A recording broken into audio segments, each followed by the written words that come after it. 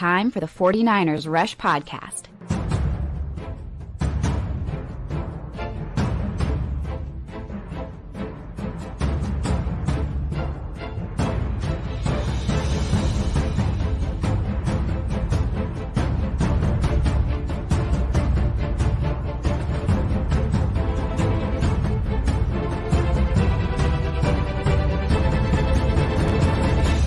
And here's your host, John Chapman. What is going on, faithful? It is absolutely incredible to be with you today, especially it's Tuesday, which you know what that means. That means I'm here with the man himself, Wade Breezy. How we doing, Wade? I'm great. Is that, what was that from? Nutty Professor? I don't know. Something. I think that's correct. You know every movie, John. I have a problem. The brain space that is like designed for remembering survival and healthy things for family and all those things, it's just completely stored with Eddie Murphy 90s trivia, and that's okay. Not even a little bit upset. On every road trip, we should have a bonus movie trivia question in our stuff. Oh, I freaking love that, man. Now, this show today, I'm excited about today because this is episode 852 for the 49ers Rush. And if you haven't yet, go subscribe to Wayne, his channel, all that stuff. It's in the description of this audio video, wherever you're listening and or watching. But I have so many questions that I just haven't gotten to yet. And so this is going to be kind of a question satchel Q&A. And if you're watching live, get your questions in. We got Clayton, the professor, behind the scenes. We're going to be tagging those. What's up, Debbie? Oh, man, always good to see Debbie. Love the crowd that's coming in. Look at that, all black Oscar. He getting you. You know what's funny? Wayne doesn't even know this. I don't. I was on his show a week ago, and we were doing rookie numbers, and we were having discussion about all these numbers, right? Well, I took that idea and ran with it. Wayne is, he's got great ideas always. So we are going to be doing the best to ever wear a certain jersey number. We're doing 2 numbers an episode, and in today's episode is number 3 and 5. He's wearing number 5. Oh, I like this. He didn't even know that. It would have been 3 and 4, but we talked about number 4 on his show last week, so I wanted to switch it up because I wanted to know his opinion on 5. And look at that. Shows up wearing jersey number 5. That's what's up, man. That's what's up. So, all right, well, without further ado, get your questions in the chat. We got a whole bunch to get here. We're just going to roll as much as we can. Let's start with jersey number 3. So, what's up, Jack? How we doing? Who is the best 49ers player to wear jersey number 3? So let me go through just some of these names in sequential order. There it is. There's consequences to this, though, John. There are consequences. We got about 10, so I'm going to go through these guys quick. Jim Miller, he was a punter back in the 80s. Tom Oras, he played for 2 years. Tommy Thompson was a punter back in 95 through 97. Rick Meyer, the quarterback, kind of played 1 year, but not really. Jeff Chandler, Cody Pickett, Jeff Reed, C.J. Beathard, and now we're into the recent guys. Jaquaski Tart, he wore it for 1 year, and Ray McLeod as the most recent. So I put this poll out on Twitter this morning. It's not a very good number, but who is somebody that kind of stood out to you in those number 3 whatevers? It's gonna come down to Tart and Ray. Right. And another thing too is Tart only played 1 year wearing jersey number 3. Well, so did Ray. Yeah, so did Ray. That's how bad it is, so right? You could compare year for year which person had more impact. For me, Tart dropping that interception in that NFC Championship game hurt my blood. I don't know if you can hurt blood, but it hurt my blood. Still hurts. I'm going to go with Ray, who had that 76-yard touchdown run end around. That was huge. That was huge. Shout out to what's the other wide receiver that had the crackback block?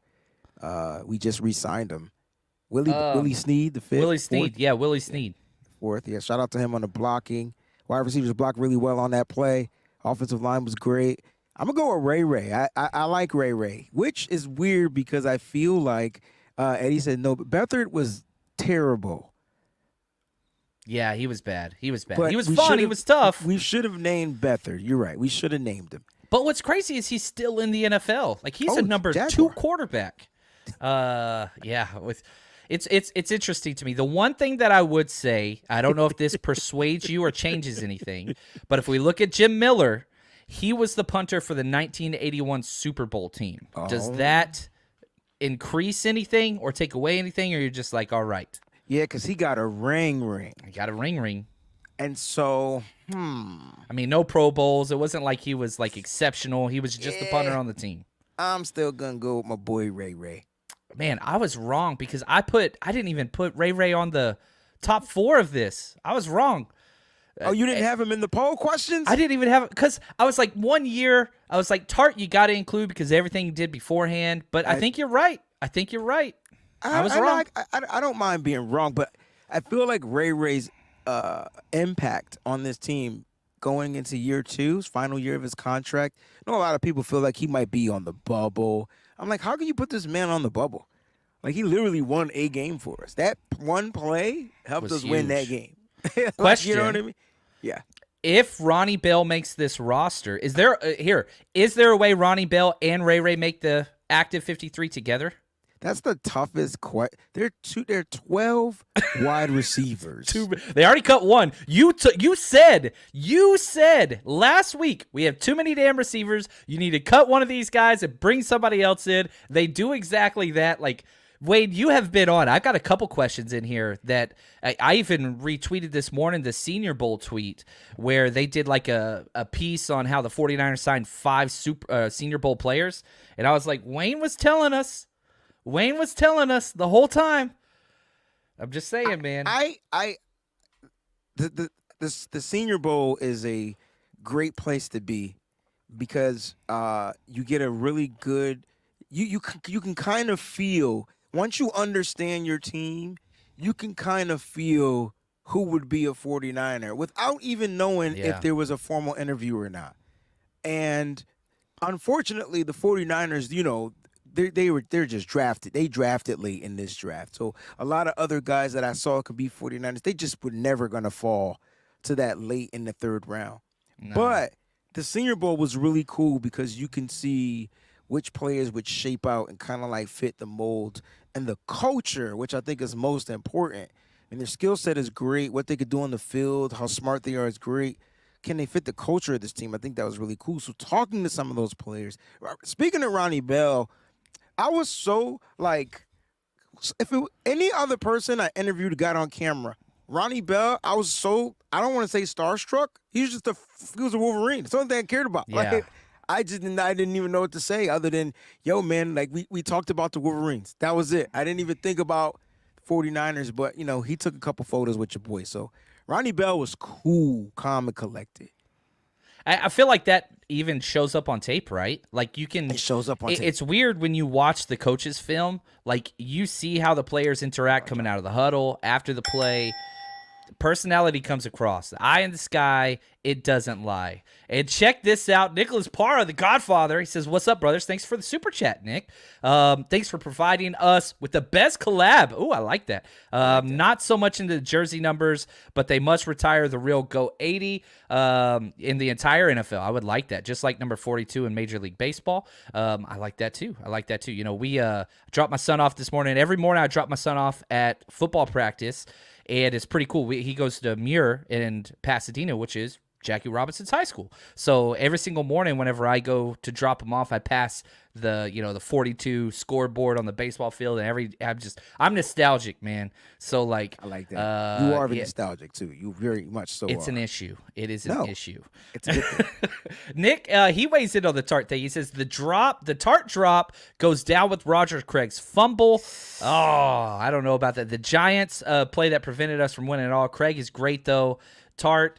I wouldn't put Tart in the greats category. Correct. But, man, he was so solid for so long. It's such a good dude. I agree. It hurts. I hate when players go out like that. I think he meant the play, though. Yeah. So, like, not the player, but the play. So, like, there are a couple of plays. So, like, let's do this. Let's throw a curveball. Let's go with plays that impacted the 49ers to where they lost. So where would you put the Kyle Wood? Oh, God dang it. Why? Yep. I don't even say his name. I don't say his name ever. So the KW. That's number one for me. That's number one for me. I need Ronnie Bell to watch the show and kind of get out of that jersey. You got to, but see, I don't know. I kind of like taking over. I don't want to call it curse. Jimmy Garoppolo got hurt 55 times in that jersey. Yeah, he got hurt before he came to us. He got hurt before he came. Good point. So Zane Gonzalez and Ronnie Bell are wearing 10 currently, correct? Yeah, is that Zane right? can keep it and then be gone. Yeah. Zane ain't not going to be there. The Tart drop hurt more than rupturing my Achilles, says Paul Hope. Oh, dang. He did it the same day. Oh, that's a rough day. I would put the Kyle Williams fumbles number one for me, and it's easy to look at the Tart drop. I'm not so sure we win that game, even if they do get it. That was kind of the sign, seal, and delivered. Yeah. You get that ball. You got 4-something plus 6 minutes to run that ball out. We thought that the Super Bowl, though, too, with that interception. No, I remember. The Super Bowl was different because Kyle Shanahan decided to put the ball into Jimmy Garoppolo's hand and have him close out the game instead of just running the goddamn ball. That was Kyle Shanahan's brain fartness. It was bad. I felt like he overcame that. It was in his hands. Oscar, going all controversial here. Tart is not the reason we lost. Oscar, that's not controversial. I agree with Tart. I'm not saying that's why we lost. Would that have sealed the game? I'm not so sure. It's easy to look back and say, man, it was by far one of the most influential plays that could have gone our way. Nick says those were horrible too. Why'd you remind me? I hate the Giants. I hate the Giants a lot. On Thursday night. Yeah, no, I'm excited about that game actually, and I think that's a weird game. That's going to be a weird game. That's a weird game. That's a possible L. I don't want to talk about losses, but it's possible. It's weird. Great coaches. It's the Coach of the Year, Dave Ball, and the runner-up for Coach of the Year last year, Shanahan. I think that's cool. And so, the football, whatever in me is ooh, we're going to see some fun X's and O's, some fun scheming, some fun stuff. I think that's going to be huge. Kenny Power says the Tyler Kroft missed block. I don't put that all on Kroft either. It wasn't good. It wasn't good. Well, it wasn't bad neither, John. It wasn't awful. It wasn't awful. It wasn't awful, right? It was one of those timing situations, right? How long can I hold this weight up?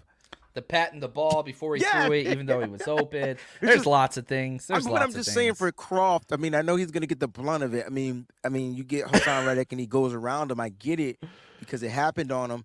But it was almost one of those things all right, man, I can block him for a certain amount of time, but you got to get rid of this ball. Because look at Jordan. He says, we're really going to pick these wounds open. It's before noon. Yes. Come on. Let's switch it up. All right. Sorry. We went down the negative trade, but we got to. We got to think. You got to get it out. You got to get it out. I agree. You got to release that. You got to release your Delph. You don't know where you're going until you know where you came from. That's the way it goes. All right, let's get to a question from Niall on Patreon. This one was interesting. He says, if Purdy ends up being the guy this year, and I want to reframe the way he put this question. Let's say Purdy is healthy week 1. What do you do? Do you have to cut a quarterback? Do you have to trade a quarterback? Can you keep 3 QBs on the active roster? That's the way I want to frame this. Because, Wayne, you know more than most. We could talk about keeping Ronnie Bell. We could talk about keeping, I want to talk about an undrafted free agent running back later in the show. We can talk about keeping an extra D end, extra wide receiver, whatever else. But the numbers all come down to something. They come down to something. If, and this is a huge if, I don't think Purdy will be back week 1, but let's play this game. He's back week 1. Is there a world where you are okay keeping 3 quarterbacks on this active roster? I think you have to.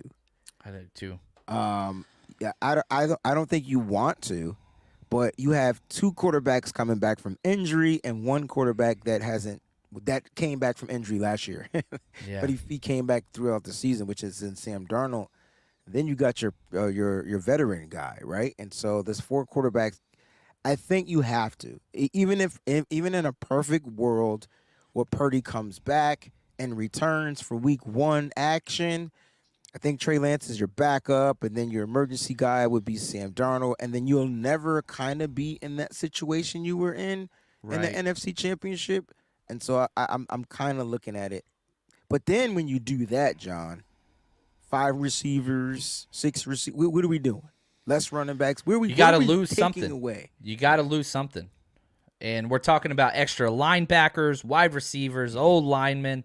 Oh, look at this. Aaron, 49ers first takes. What's up, man? After 3 p.m. Eastern, like, I kind of start winding down. Remember, I'm up at like 4 a.m. So 3 p.m. Eastern, I'm winding down. But shout out to my man, Aaron, yo. I was on a show last week on Thursday after the schedule release, and I looked like Walking Dead, meet Fear of the Walking Dead, meet World War Z. I was a zombie. I was. We were texting that day, and you're like, man, I don't even get to watch the game. I don't even get to watch the schedule release. I don't even get it. I'm working. I was pissed. Yeah, it's frustrating, man.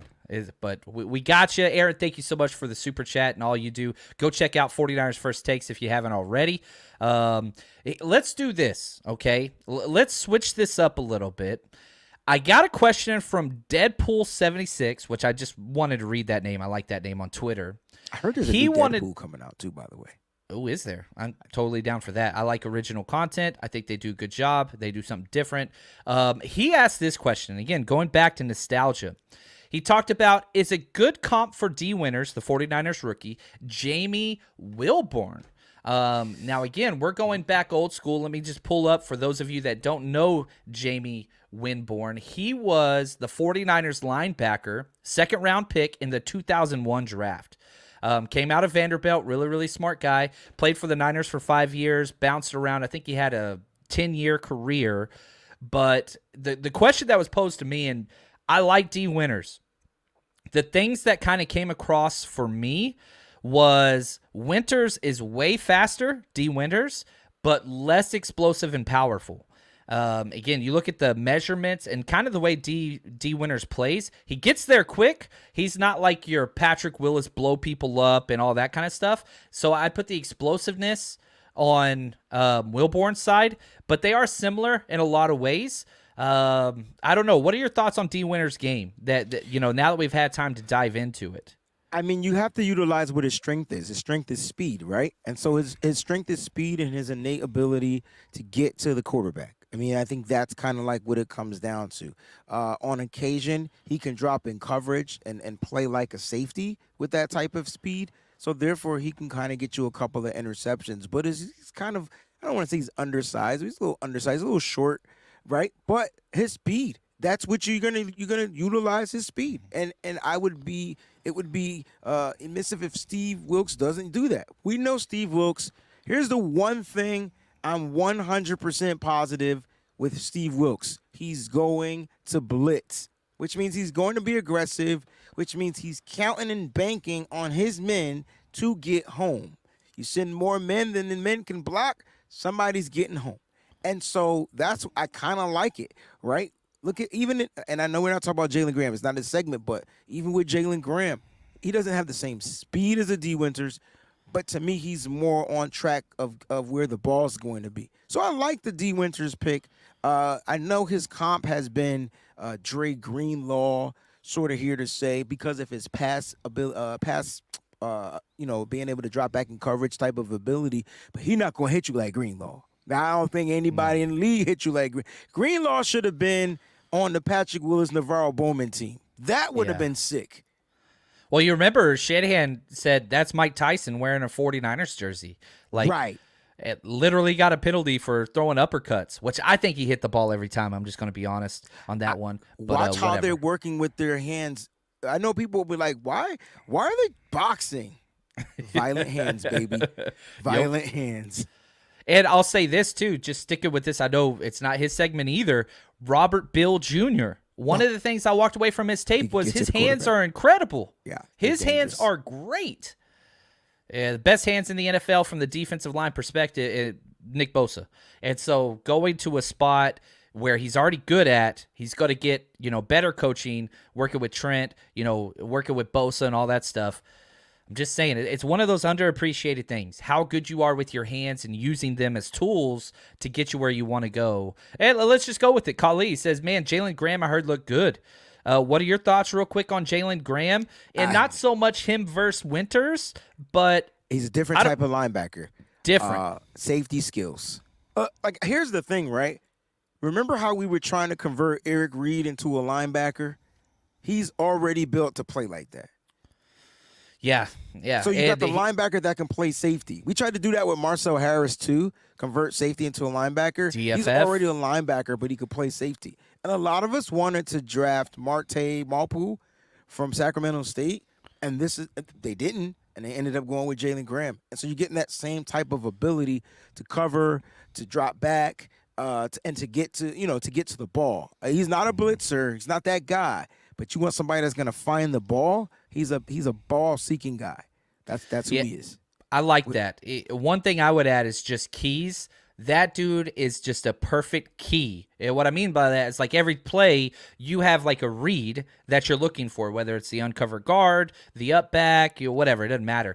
That dude just understands film and where he's supposed to be at all times. And that takes over for his speed and efficiency. He's not fast. Jalen Graham's not quick.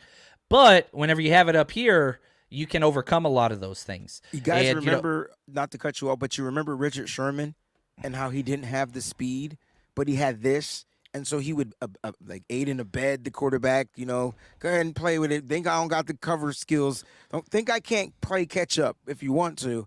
It's kind of like he has that mental ability. I didn't mean to cut you off, but that's kind of what I get from him. Dude, this your show, man. I know my role. I know what I'm supposed to do. We got no roles. What you talking about? I could go for some better roles, though. Oh, there we go. We had a super chat a couple episodes ago. We were signing off, right? I was doing the whole spiel, and I signed off, and somebody got a super chat in as I was signing off, so we didn't get addressed on that show. So I just wanted to say thank you, Damon D. And it kind of goes with this. And I want to turn it over to you because this is a hard question. Who gets more snaps this year? It's what we do, right? That's the role. We were sticking with it. D. Winters or Robert Bill Jr. out of these two rookies? Who logs more snaps this year? D. Winters, the linebacker, or Robert Bill Jr.? In my opinion, I think it's going to be Bill because of the rotation of the edge rushers. And so Bill's going to be used on third and long situations, I would assume. Why? Because speed off the edge. And why not put a super fast guy that only has to beat one guy? He won't see any double teams unless he starts getting double-digit sacks, which I'm going to be like, damn. Like, on third and longs, this guy is, like, racking them up. The one thing he can do is get to the quarterback. What you got to do for D. Winters is throw in the blitz package. And you don't want to blitz all the time because then the teams are going to get used to it. It won't be a surprise and such and such and such and such, right? And plus the depth chart of the linebackers. I mean, like, you got Greenlaw, you got Warner, and then there's guys that are still there on the roster, right? So, like, your Orrin Burks and those guys, Marcelino McCreary Ball, they can easily be the Sam linebacker. So it's going to be interesting to see how they utilize him. But I think it's going to be Robert Bill Jr. because when you have a third and I would say, what's third and long to you, John? Like third and 13? Anything over 7. Anything over 7. Okay. So I was thinking 11 at minimum, but anything over. So anything third and long, they're going to put him out there. You won't see Drake Jackson. You will see him. Drake Jackson, in my opinion, should be starting, and this guy should be coming in, relieving, and getting speed off the edge. A la D Ford. Yeah. I like that. Okay, I want to talk just some linebacker depth, okay? Because the Niners did weird things last year. So if we just look at what they did last year, you had your Mike was none other than Fred Warner. Your Will was Dre Greenlaw, but the Sam was Aziz, but Aziz also was the backup Mike. So if Fred Warner got hurt, Dre Greenlaw's role didn't change. Aziz would jump into that spot. Well, Aziz is gone now. I personally think that number 3 Sam backer spot that Aziz did, I think that's Orrin Burks now. Now, here's my question to you. You're in charge of the 49ers depth chart. Where do you put Winters and where do you put Jalen Graham? Because I don't think they're going to have the same roles. Am I wrong there? No, you're not, but it's weird because I think they're both will linebackers. Okay. Right? So, but do you want them both back behind the same guy, right? Do you which want is Drake Greenlaw, right? It's super weird. Actually, you got to ask yourself this question. Which one of them mother suckers is going to be able to play special teams? Like, that's going to come down to how you're going to, figure out where they're going to go. I guess I would put Graham on the Sam side, the strong side, and put Winters on the weak side because he That's has exactly better what coverage I was skills. thinking. That's exactly what I was thinking. But I feel like they're both wills. They could be. Well, I think the speed or the lack of speed of Graham assures the Sam role. Sam, yeah. Again, back when we would personnel linebackers, we put who's the biggest freak out there. That's going to be our will backer. Like that was who's the freak. That's a good like point. Speed, all that stuff, because you got to run a little bit more. And Sam was, look, we can cover up this guy's inefficiencies, whatever else. We can put him in positive situations. But, yeah, I don't know. And if you look at, again, if we're looking at the Mike spot, who's going to be behind Fred? Man, Marcelino McCrary, Ball, and Curtis Robinson have almost the exact same height, weight, speed, arm length as Fred Warner to a T.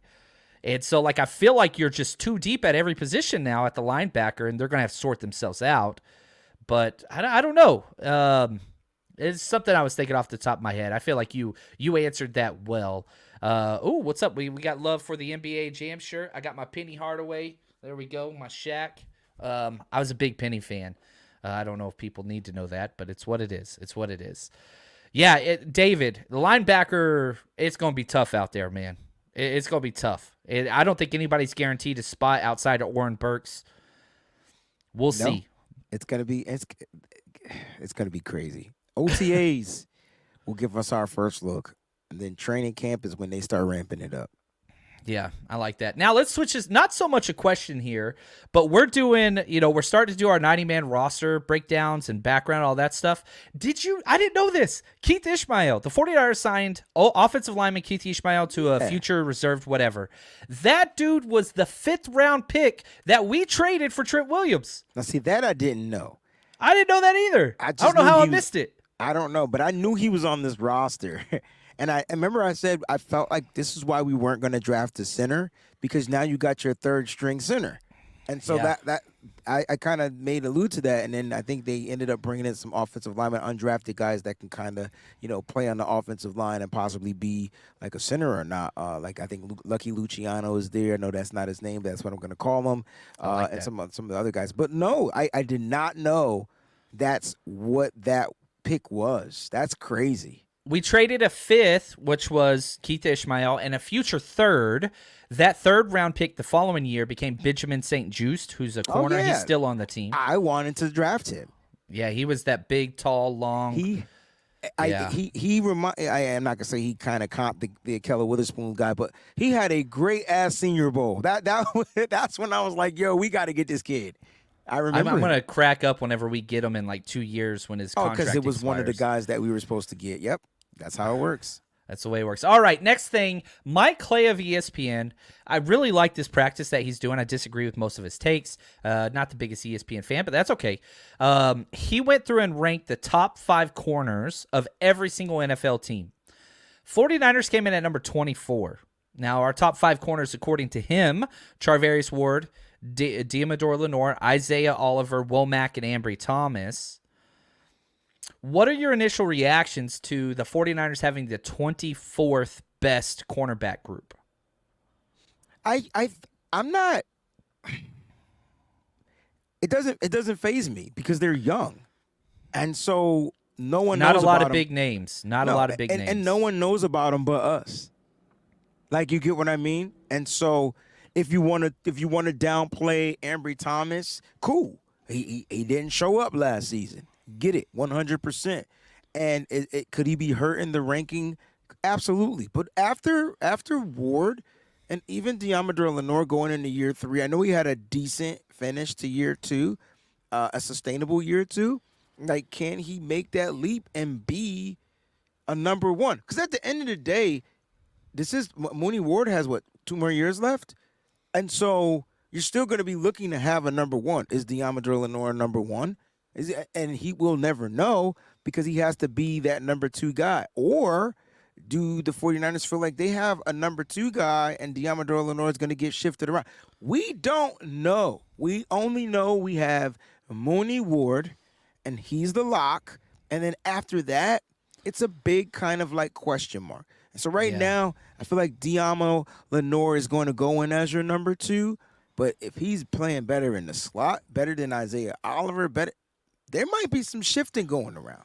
Yeah, and Scott, what's up, Scott? He says, what's up, John and Breezy? Do you think Oliver is our starting nickel? Now, before Breezy gets his thing, I got a quick 20-second clip. This is from the man himself talking about why. This is Steve Wilkes talking about why they went and got Isaiah Oliver, and then we'll let Breezy answer that question. Oliver is someone that I had the opportunity to go against being in that division, and, we didn't know exactly what was going to happen in free agency with Jimmy. And when that didn't happen, we wanted to make sure that we sort of got the best, nickel in free agency, and that's what we went out and did. So I'm excited about Oliver. He's long, he's physical, can tackle, can cover. He's going to be a good blitzer for us. Everything that we do within the. So, Breezy, do you think he's going to be the starting nickel, Isaiah Oliver? According to Steve Wilkes, he is. I would like to see what Samuel. I would like to see what these other guys are going to do when it comes into camp. So right now, he's the starting nickel. Can he get beat out? Yup.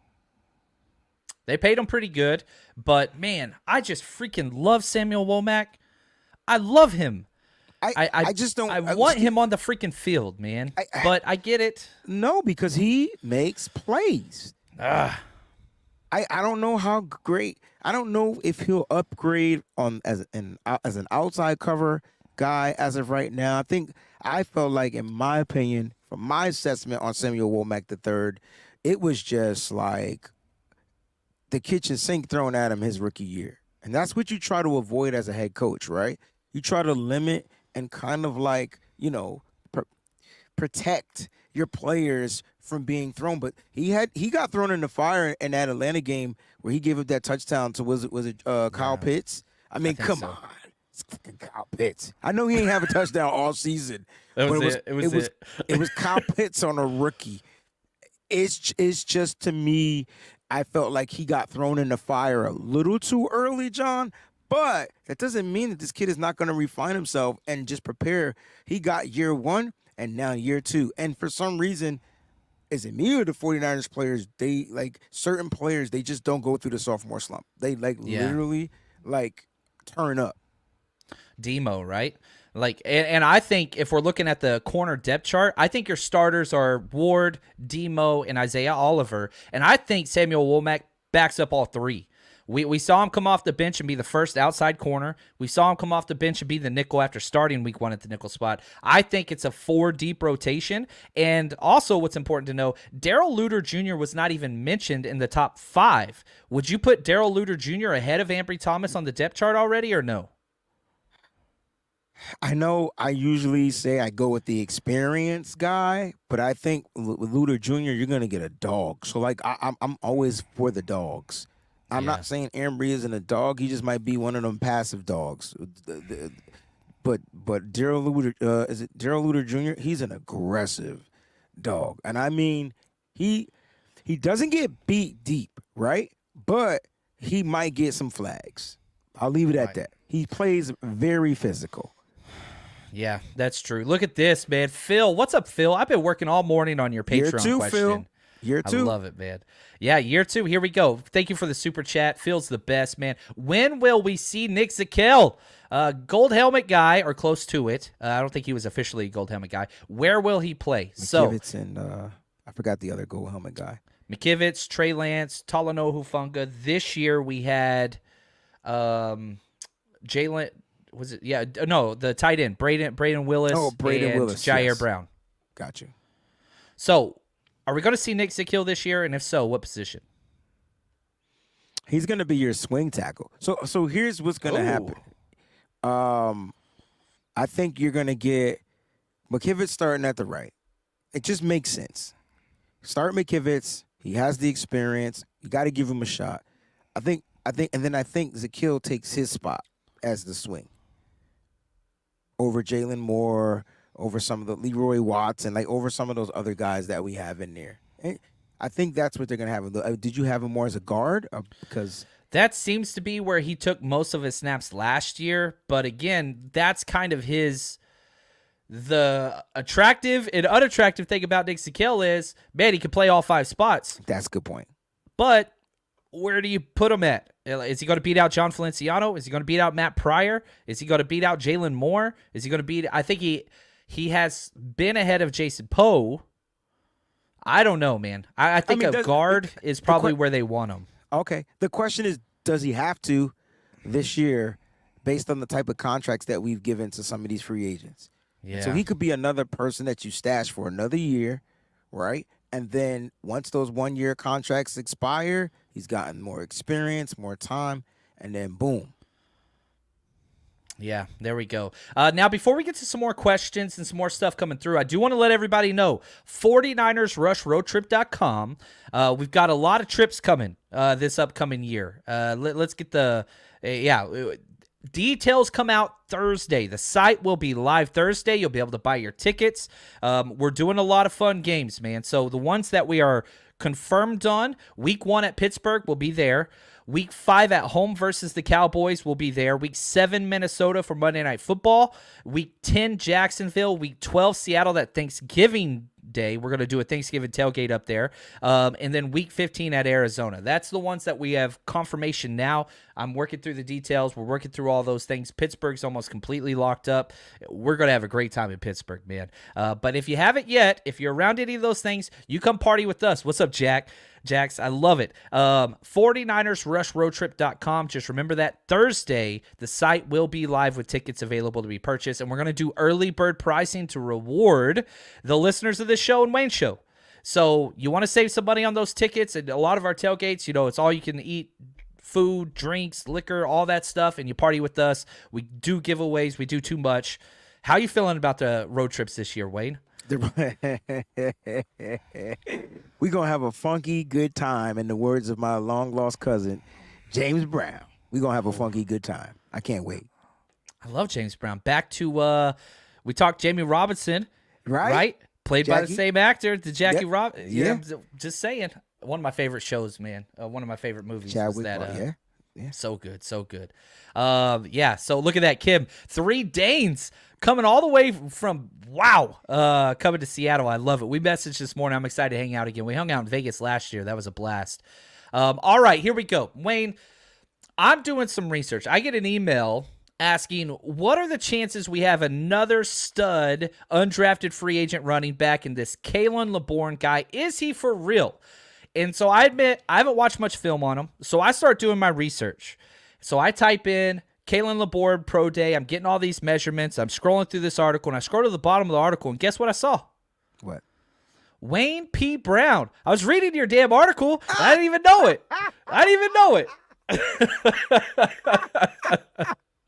First I was about to say, who the hell is Wayne P. Brown? I forgot. Yeah, when I use my government name. That's right. It's a 49ers Webzone article, which was really, really good, by the way. I didn't know I was looking at your article. Talk to me about this guy, man. Oh, my gosh, yo. I don't know how we find running backs anymore. Whatever it was in the beginning is gone. Past is the past. You got to put your behind in the past. What's going on right now is I think Bobby Turner has full control. And Kyle Shanahan fully trusts him. 1,484%, right? It's all there. Bobby says, I think I could get some stuff out of this guy, man. Take a look at this guy. So the fact that they didn't draft any running backs, Kyle Shanahan made it funny about that, and then they go out and get 2 studs that can actually find a way to make this roster, and then you're saying to myself, damn, hey, you ain't got to worry about injuries. You ain't got to worry about these things. Why? These players have played very tough football. Here's the thing that I love about him. Dealt with injuries his first couple of years at Florida State, transferred to Marshall. Next thing you know, this kid is number 10 in NCAA in rushing yards, right? Number 10. Who's on that list, John? Who's your running back, John, from Texas? Bijan Robinson? Yeah, he's on that same mother freaking list. And here's the thing that I like about him the most. Yards after contact. Yards after. What does that mean, John? What does yards after contact mean, bro? It means he's tough, which is crazy with how small he is. Under 200 pounds, 5'8". He's small little bowling ball, man. He's tough. He's Bro, tough. he doesn't fall down. He doesn't go down after contact. That's going to be scary. How does he make this roster? Whew. I don't know. Yeah. I think we go with 4, and I thought the 4 were locked. But it depends on how great this kid's camp is. His only red flag is pass protection. And he didn't give up any sacks. Gave up 1 sack his whole career in college, but he gave up a lot of pressures, and I think that's kind of like what hurt him a little bit, especially in the draft process. Plus, he went to Marshall, so you let that sink in. I will say this, one thing that I thought was interesting, he was dismissed from Florida State. Like, they asked him to leave the program. Several suspensions. I tried figuring out what they were. The only thing that I could find on one of the suspensions for a bowl game that he missed was marijuana possession. Florida, their rules are different. So that one I can kind of be like, all right, whatever. But there's a reason why he was an undrafted free agent. This kid, I went back in high school because I was like, man, I know that name. He was the #1 all-purpose running back coming out of high school for the country. I think he was... Yeah, what was his ranking? He was the 29th overall high school prospect that year he came out. Head of Cam Akers, head of a lot of other big-time players that at the running back position. But, man, somebody just said, he destroyed their Irish. You could talk about Marshall and, okay, they don't play against a lot of great teams. Right. Listen to that stat line versus Notre Dame. 31 rush attempts, 163 yards, 5.3 yards per carry, 1 touchdown. Dude just butchered them. They beat Notre Dame. They beat Notre Dame. When you play well under the lights, under the big lights, that's kind of like what stands out. Playing them smaller schools doesn't really matter, but when you play that one game, that's all you kind of need to see. And again, character issues, not character issues, but just little flaws to why people might not want to take the chance on him. I tell you what, the laws are a little bit different now, especially in California. We'll see what happens, though. At the end of the day, this kid is a tough runner. Talent. Very much so, very talented. And here's the kicker. As I'm writing the article, I put out the tweet first. And so the funniest thing was, I don't tag the players in tweets, right? So I don't. For some reason, I don't want them to get all the mentions happening to them because I get a lot of activity on Twitter. And so he hit me up in the DMs. I was like, yo, this kid don't look like he run a 4.5 because what I read on one website from his pro day, it was a 4.5, but that website was wrong. I think it was NFL draft base or some bullcrap. And I'm like, well, they need to get their shit together. He DMs me, and he was like, I'm more like a 4.4 guy. And I was like, my bad. Okay. I got from, I don't remember the official site, but I wanted to find the first one because pro day numbers are all over the place. The first number that I found twice on two different sites was 4.4440 at the pro day. Yeah. So anyway, we'll do that. Now, I will say this. I've already downloaded the all-22 tape on him versus Bowling Green. So I got to do an airport run later on. But this afternoon, I'm going to be doing a breakdown on that. Let me know how well he played against Carl Brooks. I'm curious to know how well he did. Yeah, I'm going to be watching that one. He was a hell of a player. He was a big-time player. So, all right, let's turn it over to the professor, Clayton. He makes this thing just run smoothly. Let's start getting to some of these live questions. Here we go. Laborde is not Ja. Oh, my gosh. I'm scared already. He is a showboat like prime time, but not a moron. Weed is like a cigarette as long as nobody. Okay, that's his thought. Yeah, I'm with you, Oscar. I think you could discount a lot of those things. And again, there's a big difference between taking an undrafted free agent with quote-unquote character concerns versus taking a first or second round guy. The 49ers have targeted a lot of players that usually are high character players. So we'll see. He's there. He's with the team. Hopefully the play shows he can prove to be a valuable teammate and we can move forward with this. There's a reason why he went undrafted. Hopefully the 49ers can capitalize on that and bring him into the program and start getting some better stuff. I like that. Let's stay away from that jaw stuff. Jason, watch some gold highlights. I know his leg isn't as strong as Moody. This is huge. One thing that I think people don't understand, Gold didn't want to be here. I'm not so sure the Niners wanted Gold here. Would you agree with both those, Wayne? Yeah. Well, I mean, Gold had a defect. He couldn't kick the damn ball in the end zone. Could not do it. And Mitch can't either. So it's a bad pairing. Yeah, it was terrible. And I think as a head coach, as a special teams coordinator, I think because of the way the NFL set out, hey, how about not having our guys going down there and then, just kick the damn ball in the end zone, get a touchback. I think that's kind of like where we're going. The one thing I know that Jake Moody can do is kick the damn ball through the end zone. And so I don't think you have to be – that doesn't take much of a transition. Now, kicking field goals under pressure, under the lights, is different. But the field is the field. 100 yards is 100 yards. And I think I was on Larry Krueger. Somebody asked me about Moody being able to do it in NFL. Like, the dude did it in the big house. Like, his stadium holds more people and has more television time than what you see on TV for an NFL game. Like, this kid can kick under pressure. Yeah. In all weather. And that's kind of the thing that stands out there. And I think somebody else had a question like, who could tackle better, Robbie Gould or Jake Moody? Oh, there it is, Moody. Jason again. Yeah. There's a big difference between Robbie Gould at 40-something and Jake Moody, and he's way bigger. Like, Gould was listed at 6 foot 190. That I'm telling you right now, that ain't true. No, it's Moody by far. He's done it. His collegiate career. You guys remember Mitch Wishnowski? You're going to get that. Yeah. He's a big dude. Moody's 6'1", 210. And That's young. a big kicker, bro. That's a big kicker. He could play cornerback. Like, that's the exact mold of Darrell Luter Jr. Like, they have the same physical body, different, but yeah, anyway, that's what that is. So, yeah, I think that's big. The notorious GAV, what's up, man? Where's my Kyle Juszczyk fan guy at? I love it. Is this the year? It is a Juice thing. There we go. I didn't even know it was a Juice question. I just saw the name. I affiliated with Kyle Juszczyk. Is this the year now or never to win Juice's ring? Is Juice on this team this time next year? Is Kyle Juszczyk going to be around for more than 1 year? That's a good question. I mean, it depends on his contractual numbers. I don't know them off the top of my head. Would the 49ers save money on moving on? I mean, they kind of brought in some guys that may possibly be able to do what he does, but there will never, ever be another Juice. I don't give a what these players can do in college. There will never be another Juice.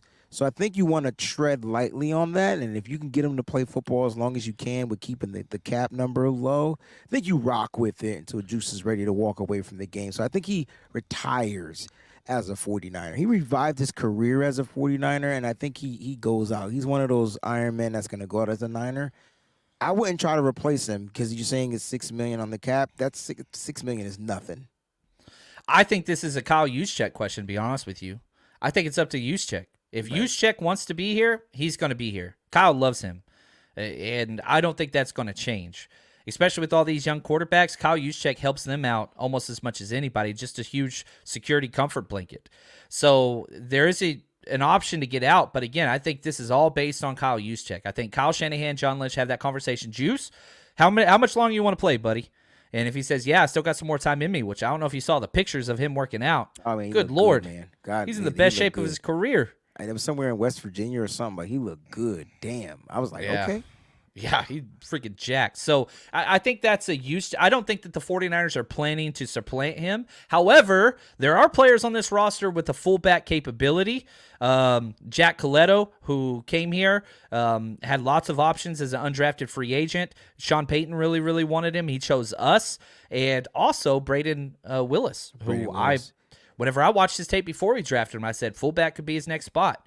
So there's options there, but that is a Kyle Juszczyk option. I don't think it's a 49ers option because I think it's up to Juszczyk. Yeah, before we move on to Big Papa, I see him, Notorious JV says stats been declining. I mean, his stats are declining because we have more weapons. It's just more options now. I mean, when Juice was a viable option in this offense, he came through. And whenever you need Juice to come through in the clutch, get you a big catch, get you a touchdown, you got him running on goal line. Like, he comes through. Juice is not a stats guy. Fullback will never be a stats guy. They're not utilized that much.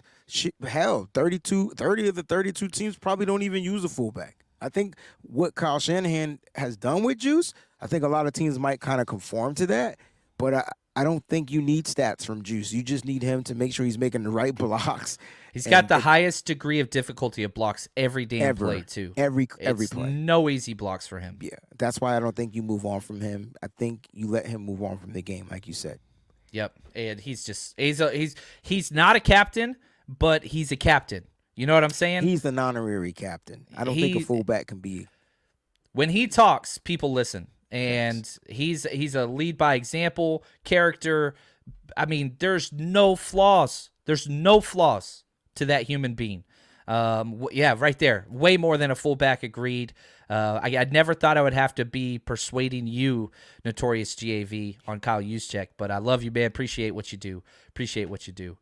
Big Papa, here we go. Is there any information on Joey, the big guard / tackle from Shepherd, and his physical condition after leaving practice early on Friday?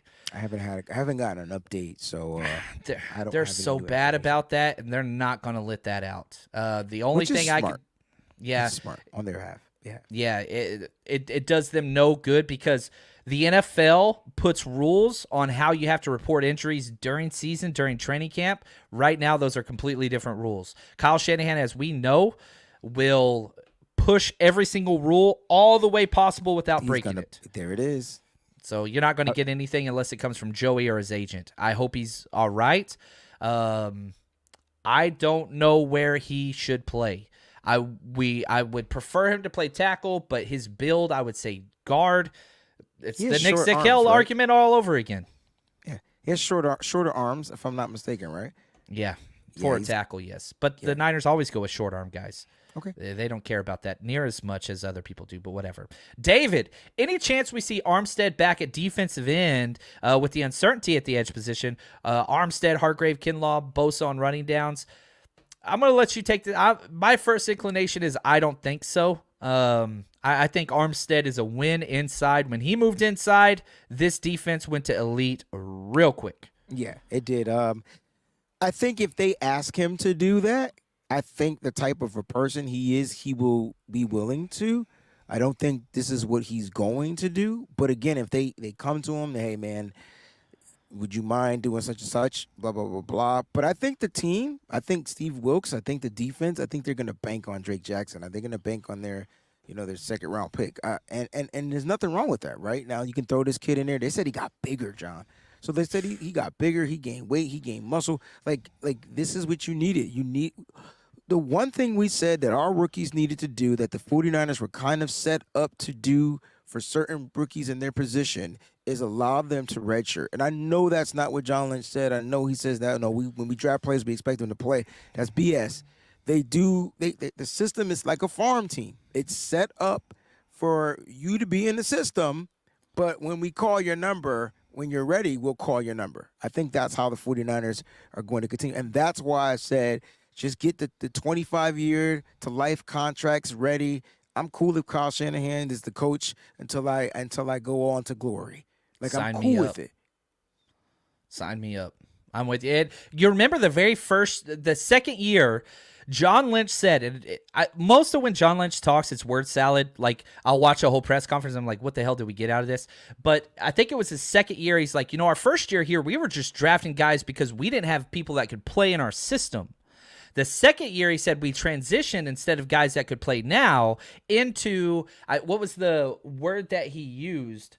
Pillars of what we're about, right? And so, again, did he say redshirt? No, but that's what, look at the guys that played last year, early, rookies, right? You talk about Spencer Burford. He only played because there was an injury to Daniel Brunskill. Brunskill would have started if he wasn't hurt. And Samuel Womack, he played first, but then lost that right away to a year two guy. Like, it's just, man, you got to watch it because they're a competitive team. They're not looking for wild cards. They want consistency. And so that's why they're doing that. That's why they're doing that there. All right, let's do one or two more questions, and then we'll close out with our number 5. Back to Wayne's looking sharp in that black jersey. Michael, he says, since Kalia Davis was redshirted last year, has he attended the rookie minicamps? I believe so. I have no reason to say he isn't there, but I'm not there personally. I saw him in pictures, so he's there. Yeah, I'm pretty sure he's there. I saw him working out with the defensive line, so he's definitely there. Excited about him. Yeah, I mean, look, the interior, is stacked. The exterior is stacked. We just aren't familiar with a lot of the players. So one guy to be familiar with, Drake Jackson. He should be your starting opposite end, Nick Bosa. And I think that's what we need. And then it's all about who's going to make this roster. Austin Bryant looked good, and I know he's not getting a lot of love. Cleveland Farrell, these guys are going to be those rotational pieces. They're replacing Samson Ebukam and Charles Omenihu. The 49ers know what they're doing. Chris Kosiric knows what he's going to get out of certain players. And don't sleep, Kerry Hyder Jr. is back, and I expect him to be back to the Kerry Hyder that we had him. If they need him to play interior, he can, but I don't think that's going to be his primary. I don't want him there either. That's not going to be his primary thing. They needed him to do that last year. The 49ers are stacked interior this year. Yep, I like it. One more question. Which game on the schedule are you looking forward to and why? Ooh. Man, I want to say the Dallas game, but I just don't think that they qualify. Funny. Yeah, it's just no respect. I just don't respect them at all. I'm looking forward to the Eagles game. So the game left the worst taste. It's like waking up in the morning, brushing your teeth, and then eating an apple. It's the worst fucking taste ever, yo. It's like sugar and toothpaste don't mix.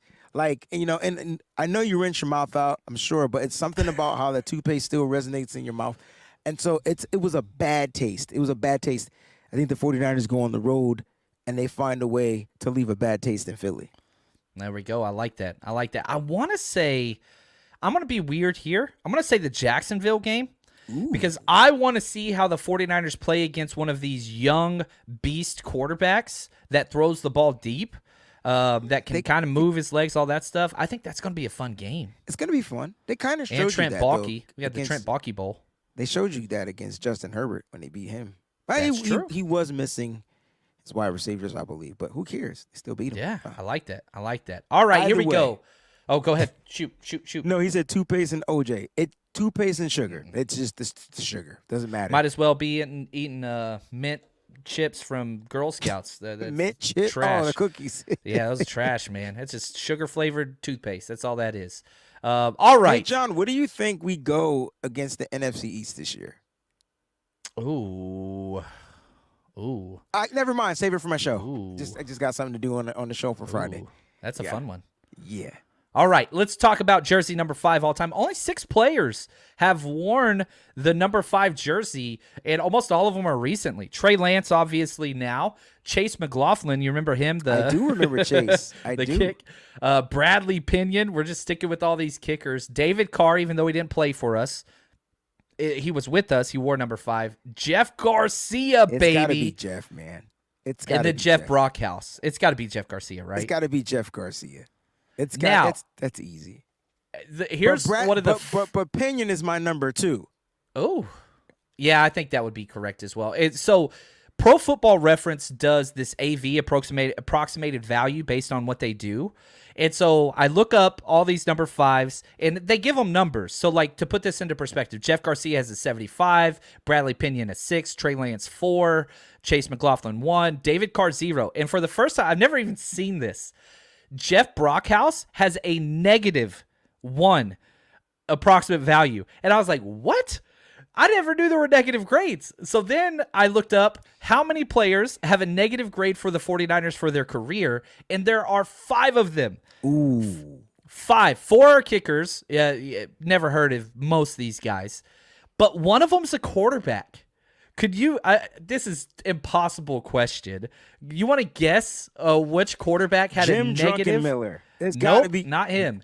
2007, if that helps. It's an old hat that played elsewhere, came here for 1 year, 2007. 2007. He had a -2. Let me tell you his stat lines, and then I'll tell you who he is. He went 1 for 5 as a starter. Started 6 games, 7 touchdown passes, 12 interceptions with 8 lost fumbles. He had a 7-20 touchdown to intercept or turnover ratio. Not Kamrazi. Nobody. I'm not seeing anybody say that. I even gave you the year. Give me another hint. Where did he come from? We all know him. Trent Dilfer. Trent Dilfer. There it is, baby. Trent Dilfer nailed it. Hey, I Soon as you said he came from somewhere, it just hit me. Trent freaking Dilfer. Ooh. He was a bum Yeah, with he the was Super bad. Bowl ring. And I can't figure it out. He took a year off after 2005, came to us in 2007, then his career was done. DUN, over. Cannot play the NFL anymore. Who won the Super Bowl with the Ravens? Oh, he did, but that was 2000, so that was 7 years before. Which he didn't do anything anyway to get the ring. He did not. His numbers, he had 12 touchdown passes, 11 interceptions that Super Bowl year. Yep, that was it. Anyway, I thought that was a fun way to end it. I love it. Freaking Dilfer. Yeah, why not, man? Why not? Number 5, and here's the hope Trey Lance could, do some things, and we can get some good stuff. Oscar says, I'm always smiling when I listen to this show, and my wife questions, what are you smiling at? Dude, we're here to have a good time, baby. This was fun. And I'll be on Wayne's show Friday. Yes. 8 a.m., baby. Thank you, Clayton, the man behind the scenes. Wayne, you're the absolute best. Take us out of here. Oh, go ahead. Can my Patreon members send me some ideas like y'all do, John? Shit. Do they know how hard it is to come up with this stuff? Yeah. It's a lot, man. You got to be careful what you ask for because you're going to get. Here's what I'm doing. Phil asked me about helmets. And so I spent an hour this morning going through the history of the helmet from leather caps to helmets to the face mask. And so I love it, though, man. But I'm just saying. Well, can your Patreon members send you? And then we'll talk about it on Friday. That is awesome, man. Clayton, behind the scenes, thank you so much making the show go smooth. Appreciate all you guys. Wayne, close us out, my friend. It's been a great time, guys. Stay up, but most importantly, stay strong, faithful. I love it.